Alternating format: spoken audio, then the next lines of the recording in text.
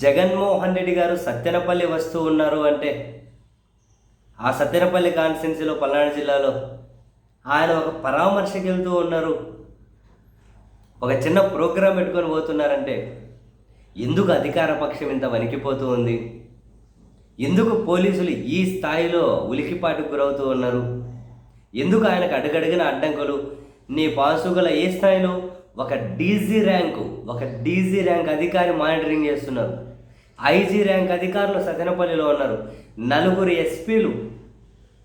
ఎస్పీలు, ఎంతమంది డిఎస్పీలు, ఎంతమంది సీఏలు, ఎంతమంది ఎస్ఐలు. సో ఒక సమాచారం ప్రకారం అఫీషియల్గానే సత్తెనపల్లి 5 లాంతర్ల సెంటర్ ఉందట. 5 లాంతర్ల సెంటర్ దగ్గర నుండి ఇప్పుడు జగన్మోహన్ రెడ్డి గారు వెళ్ళే రెంటపాల్ అని ఏదైతే ఉంటుందో అక్కడికి అంటే ఆ 8.5-9 కిలోమీటర్లు ఉంటుందట. ఆ 8.5-9 కిలోమీటర్ల ఆ డిస్టెన్స్లో ఒక 2-3 తక్కువగా 1000 మంది పోలీసులను ఉన్నారట. అఫీషియల్ కేటాయించడమే. సత్తెనపల్లి 5 లాంతర్ల సెంటర్ దగ్గర నుండి ఆయన వెళ్ళే రెంటపాళ్ళ వరకు ఒక 2-3 తక్కువగా 1000 మంది పోలీసులను కేటాయించారట. DG rank అధికారా? ఐజీలు అక్కడే కూర్చొని టెస్ట్ చేశారా? అంతమంది ఎస్పీలా?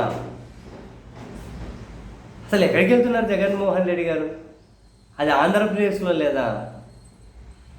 జగన్మోహన్ రెడ్డి గారు ఏమైనా సంఘ విద్రోహ శక్తి?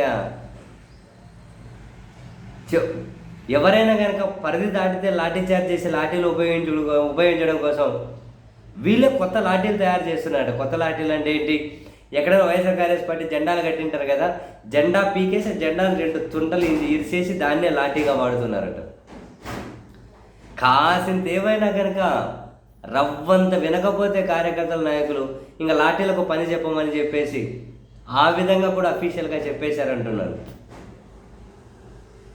ఇంత నిర్బంధకాండ పెట్టి అంతమంది పోలీసులు 10% ఇచ్చింటే జగన్ గారి పర్యటన పూర్తి చేసుకుని వెళ్ళిపోవు కదా.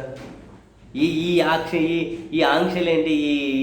ఏమంటారు, ఈ ఎమర్జెన్సీ సిచ్యువేషన్ ఏంటి? ఈ కర్ఫ్యూలు ఏంటి? దేనికోసం పనిచేస్తున్నారు పోలీసులు? వామ్మో, ప్రజల దగ్గర నుంచి డబ్బు తీసుకొని వీళ్ళు ఎవరైనా రాజకీయ ప్రయోజనాల కోసం కాస్త పనిచేస్తారేమో, అధికారంలో ఉన్న ప్రయోజనాల కోసం. ఇదేదో నియంత్ర రాజ్యంలాగా కేవలం అధికారంలో ఉన్నోళ్ళ కోసం తప్పితే ఇంకా మనకు వేరే డ్యూటీనే లేదు. అధికారంలో ఉన్న వాళ్ళు ఏం చెబితే అదే మన డ్యూటీ అని చెప్పి పోలీసుల వ్యవహార శైలి. సరేలేండి, మిమ్మల్ని అందరినీ ఎక్కడ తీసుకెళ్ళి ఇది ఆపుతుందో, ఓవరాల్గా రాష్ట్రాన్ని ఎక్కడ కూర్చోబెడతారో వీళ్ళందరూ కలిసి పండగ చేసుకోండి.